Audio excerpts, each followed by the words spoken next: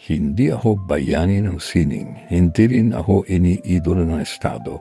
Ako'y tinanggihan, tahimik na inilibing ng sistema. Pero ako'y patuloy na humahawak ng lapis, hindi para magpakitang gilas, kundi para gisingin ang isip. Hindi ko ikinahihiya ang pagkabigo, ang mga rejection ko ang naging guhit ng direksyon. Ang pananahimik nila, musika ng sariling loob, at ngayon sa bawat estudyanteng matuto kong iguhit ang anino, liwanag at dalaw. Hindi ako umaasa sa himala ng langit. Ang dasal ko ay gawa, ang sagot sa dasal ko, ako rin ang gumuguhit. Kaya sa mga tulad kong napagod, iniwan at isinantabi, huwag kang hihinto. Hindi ka kailangan ng buong mundo para magpatuloy. Isang mata, isang tainga. Isang estudyante lang ang sapat para maramdaman mo may saysay ka pa.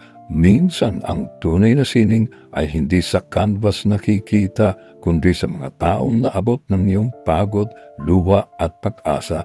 Kahit hindi ka na umaasa, hindi ko kailangan ng simbahan o gobyerno para patunayan kung sino ako. Ang guhit ko ay revolusyon, ang tinig ko ay hindi hihinto. Isang mapagkumbabang paalaala sa lahat. Hindi lahat ng nagtagumpay ay sumikat at hindi lahat ng sikat ay tunay na nagtagumpay. Ang tunay na artist ay hindi umaasa sa validation, gumuguhit siya kahit wala nang pumapalakpak. Spasiba mga idol, at kung may isang Diyos man na hindi natin makita,